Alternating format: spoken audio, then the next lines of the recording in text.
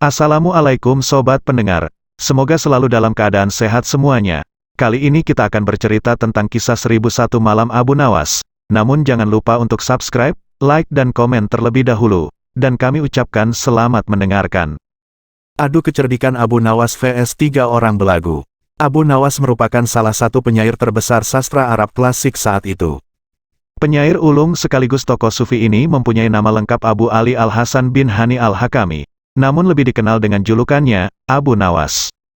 Abu Nawas hidup pada zaman Khalifah Harun al-Rashid di Baghdad pada tahun 806 hingga 814 Masehi. Menjadi orang pintar dan cerdik mesti siap diadu dengan yang selevelnya, begitu juga dengan Abu Nawas.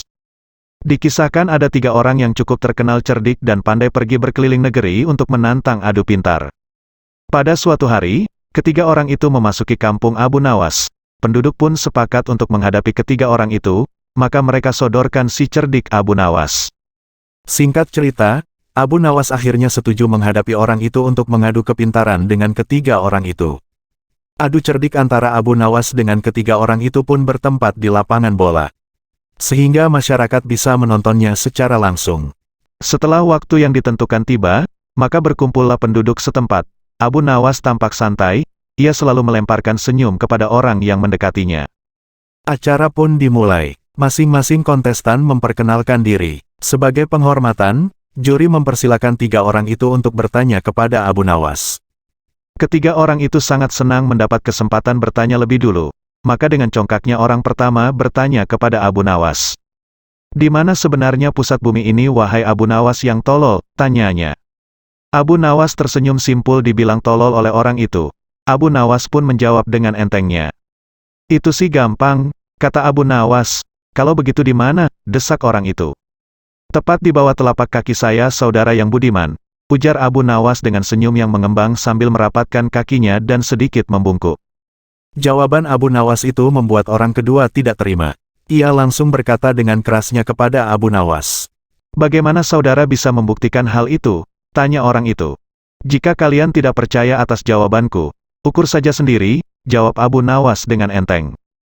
Tampaknya jawaban itu telah membuat orang pertama tertegun dan hanya bisa diam saja. Untuk itulah tiba giliran orang kedua mengajukan pertanyaan kepada Abu Nawas. "Berapa banyak jumlah bintang di langit?" tanya orang kedua. Pertanyaan yang nyaris sama, dan sudah pasti bisa dijawab Abu Nawas dengan mudah. "Bintang-bintang yang ada di langit itu jumlahnya sama dengan rambut yang tumbuh di keledaiku ini," kata Abu Nawas sembari menuding keledainya yang sedang merumput.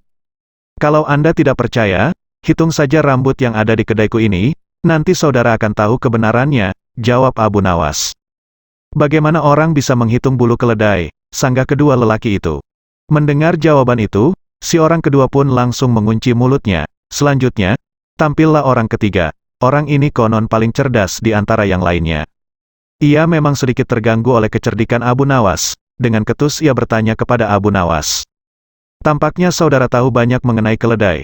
Coba saudara katakan kepadaku, berapa jumlah bulu yang ada di ekor keledai itu?" tanya orang ketiga. Sebuah pertanyaan yang tidak kreatif dan nyaris mirip orang pertama dan kedua ini tentu saja membuat Abu Nawas tertawa mengejek. "Aku tahu jumlahnya. Jumlah bulu yang ada di ekor kedaiku ini sama dengan jumlah rambut yang ada di janggut saudara," jawab Abu Nawas dengan senyum-senyum. "Bagaimana saudara bisa membuktikan hal itu?" tanya orang ketiga penasaran. "Itu mudah saja, begini, saudara mencabut sehelai bulu dari ekor kedaiku kemudian saya akan mencabut sehelai rambut dari janggut saudara. Nah, kalau sama, maka yang aku katakan adalah benar. Kalau tidak, berarti saya keliru," jawab Abu Nawas. Tentu saja orang ketiga itu dibuat mati kutu oleh Abu Nawas. Bisa dibayangkan sakitnya jika rambut di janggut itu dicabut satu persatu sejumlah bulu di ekor keledai Abu Nawas. Orang ketiga tak terima dengan cara menghitung sedemikian itu. Hanya saja dia tak bisa berkutik. Para penonton pun menganggap Abu Nawas pemenangnya.